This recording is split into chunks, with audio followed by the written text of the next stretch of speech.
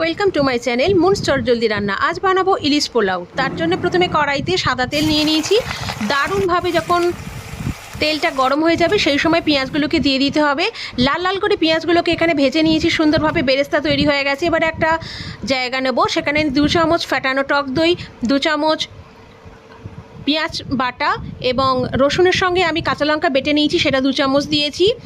1 চামচ ধনে গুঁড়ো আর একটু বেশি, 1 চামচের একটু বেশি 1 চামচ জিরে গুঁড়ো আর 1 চামচ লঙ্কা গুঁড়ো, একটুখানি নুন আর অল্প পরিমাণে সামান্য পরিমাণে সাদা তেল দিয়ে ভালো করে সুন্দরভাবে মাখিয়ে নেব মশলাটাকে মাখিয়ে নিয়েছি। এবার আমি এখানে নিয়ে নিয়েছি 5 পিস ইলিশ মাছ, সেটা এর মধ্যে দিয়ে সুন্দরভাবে ম্যারিনেট করে রেখে দেবো। 10টা মিনিট ম্যারিনেট করে রেখে দিতে হবে। তারপরে সাদা তেলের মধ্যে কড়াইতে দিয়ে দিতে হবে। আমি যে বেরেস্তা ভেজেছিলাম সেই তেলেই কিন্তু ভেজেছি, কিন্তু তেল সামান্য তুলে নিয়েছি। এবার এক পিসটা হওয়ার জন্য ঢাকা দিয়ে রেখে দিতে হবে 3 মিনিট। তারপরে আবার মাছগুলোকে উল্টে পাল্টে আবার ফের ঢাকা দিয়ে রেখে দিতে হবে 3 মিনিট। তারপরে মাছগুলো হয়ে গেলে মাছগুলোকে তুলে নিতে হবে, তার সাথে একটু গ্রেভিও তুলে রাখতে হবে।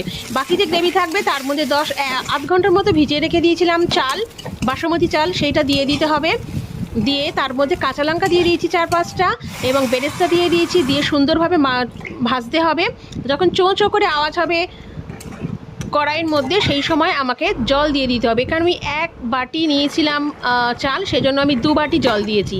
দিয়ে ঢাকনা দিয়ে রেখে দিতে হবে। প্রথমে ঢাকা দেওয়া যাবে না, 60% হয়ে যাবে ফুটে চালটা, তারপরে ঢাকনা দিতে হবে, দিয়ে 5 মিনিট রাখতে হবে। রাখার পরে যখন 90% হয়ে যাবে চালটা, সেই সময় দিয়ে দিতে হবে এই মাছগুলোকে। তার উপরে দিয়ে দেবো বেরেস্তা এবং মাছের যে মশলাটা ছিল সেটাও দিয়ে দেবো। দিয়ে দমে 5 মিনিট রাখলেই রেডি আমাদের ইলিশ পোলাও। দারুণ খেতে লাগবে। বাড়িতে যখনই আসবে কোনো